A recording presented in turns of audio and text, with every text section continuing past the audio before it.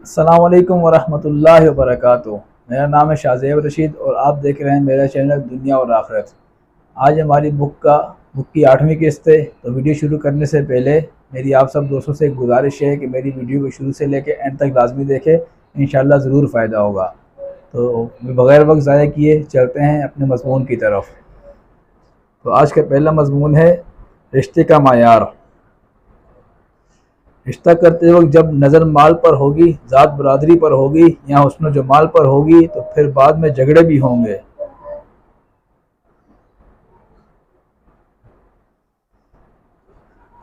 یہ چپل دیکھ رہی ہے، دفعہ جوڑ کے یہاں سے۔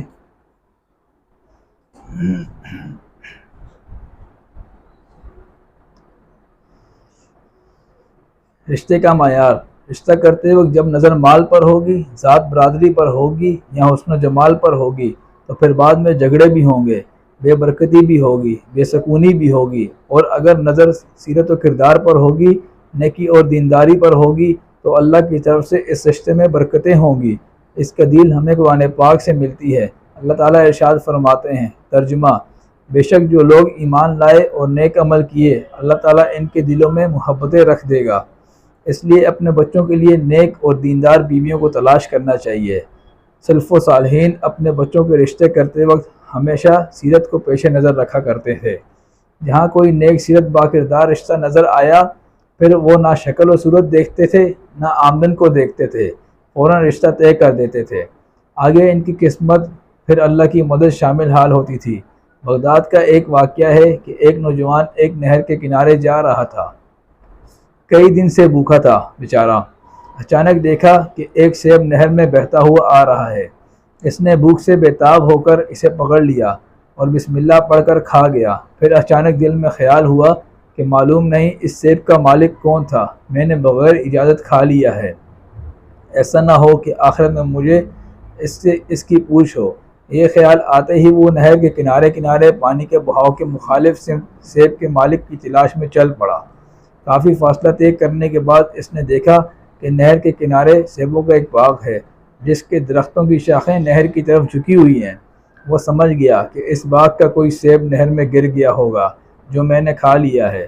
اس نوجوان نے لوگوں سے اس باغ کے مالک کا پتہ معلوم کیا، اس کے پاس جا کر بڑے ادب سے بغیر اجازت سیب کھا لینے کے لیے معافی چاہی۔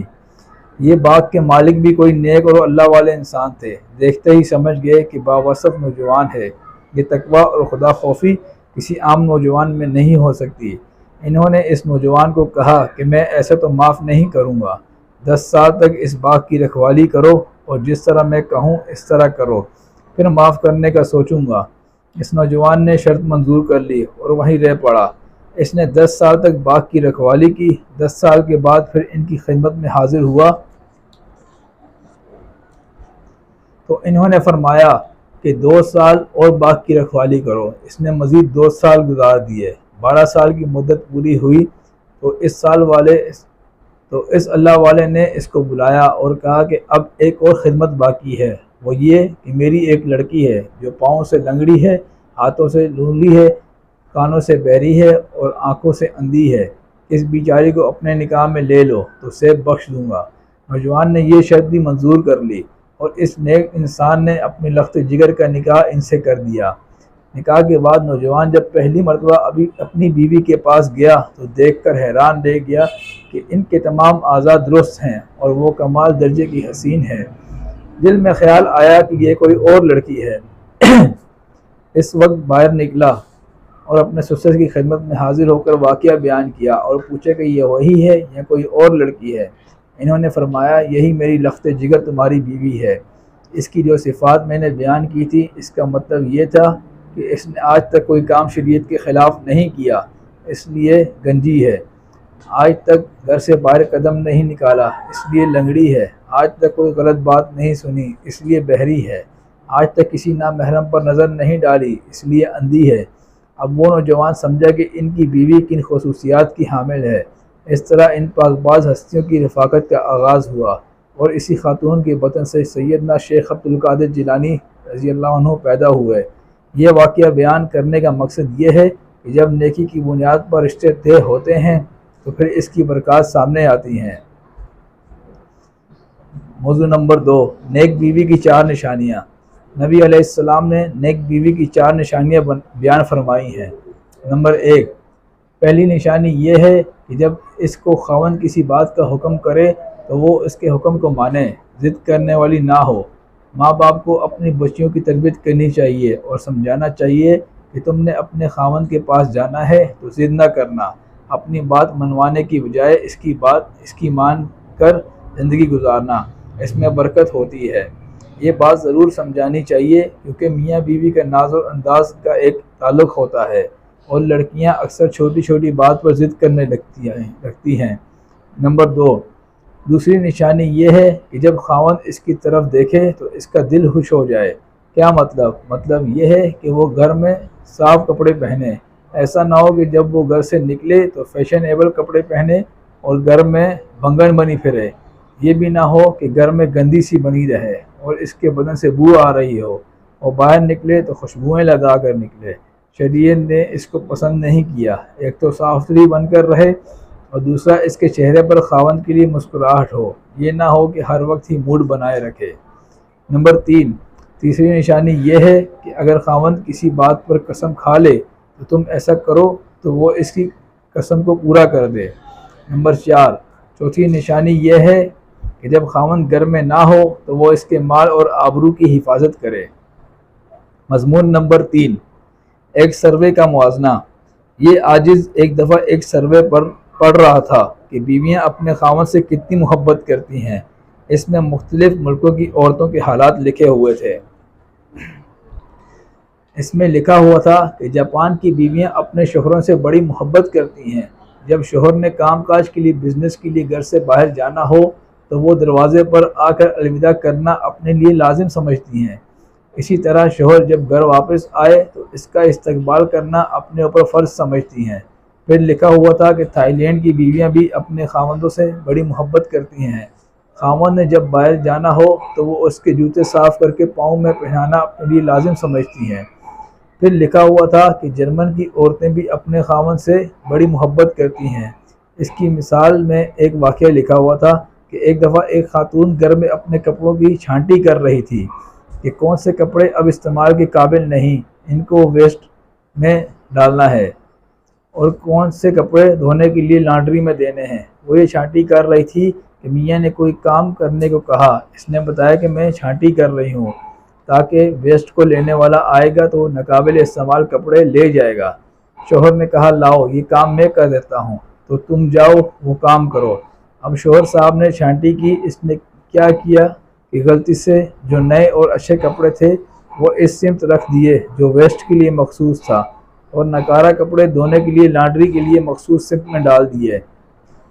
اب ویسٹ اٹھانے والا آیا اور سارے کارآمد کپڑے اٹھا کر لے گیا، اور لانڈری والا کارکن آیا اور ناکارہ اور پرانے کپڑے اٹھا کر دھونے کے لیے لے گیا۔ جب کپڑے دھل کر بیوی کے پاس آئے تو اس پر حقیقت کھلی کہ شوہر صاحب نے کیا غلطی کی ہے۔ بیوی کو افسوس تو بہت ہوا، لیکن اس نے سوچا کہ اب میں خاوند سے شکوہ کروں گی تو میرے کپڑے تو واپس نہیں آ جانے، لیکن خاوند کو افسوس بھی ہوگا اور شرمندگی بھی ہوگی۔ لہٰذا اس نے خاوند کو اس کے متعلق بالکل کچھ نہ بتایا، اور پھر آہستہ آہستہ اس نے پھر اپنے کپڑے نئے بنا لیے۔ تو یہ واقعہ بطور دلیل لکھا ہوا تھا کہ جرمنی کی عورتیں اپنے خاوندوں سے بہت محبت کرتی ہیں اور ان کے لیے بہت قربانیاں دیتی ہیں۔ واقعی اس عورت نے خاوند کے ساتھ بہت ہی حسن اخلاق کا مظاہرہ کیا۔ ان کے لیے یہ اتنا بڑا واقعہ تھا کہ انہوں نے اسے سروے کا حصہ بنا دیا۔ فقیر یہ واقعہ پڑھ کر موازنہ کر رہا تھا کہ ایک مسلمان عورت اپنے خاوند کے لیے کہاں تک جا سکتی ہے، وہ اپنے خاوند کی کتنی زیادہ وفا شعار اور خدمت گزار ہو سکتی ہے۔ عاجز نے اندازہ لگایا کہ جتنی قربانیاں مومن عورتیں اپنے خاوندوں کے لیے دیتی آئی ہیں ان کی مثال ملنا مشکل ہے۔ مجھے ایک صحابیہ ام سلیم رضی اللہ عنہ کا خیال آیا کہ جس کا بیٹا بیمار ہو کر فوت ہو گیا تھا۔ شوہر گھر سے باہر کہیں سفر پر گیا ہوا تھا۔ بیوی نے اپنے پیارے کو بیٹے کو دکھی دل کے ساتھ غسل دیا اور کفن پہنا کر لٹا دیا۔ اتنے میں شوہر بھی واپس آ گیا۔ رات کا وقت تھا۔ بیوی نے سوچا کہ یہ تھکا ماندہ سفر کر کے آیا ہے، میں اب اسے یہ غمناک خبر سناؤں گی تو یہ اور زیادہ پریشان ہوگا۔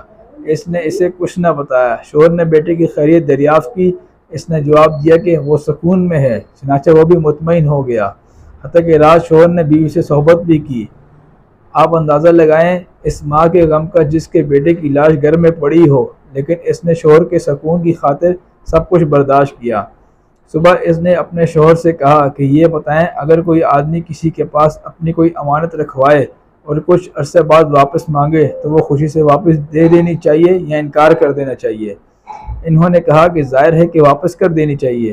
ام سلیم رضی اللہ عنہ کہنے لگیں کہ پھر اللہ تعالیٰ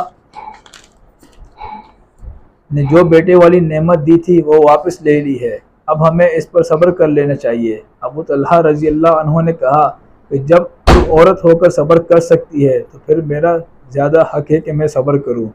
صبح کے وقت انہوں نے یہ سارا واقعہ نبی علیہ السلام کے سامنے بیان کیا۔ آپ صلی اللہ علیہ وآلہ وسلم نے ان کے لیے دعا کی اور اس رات کی صحبت کی برکت سے اللہ تعالیٰ نے ان کو ایک ایسا بیٹا دیا جس کا نام عبداللہ رکھا۔ ان سے آگے 9 علماء اور حفاظ پیدا ہوئے۔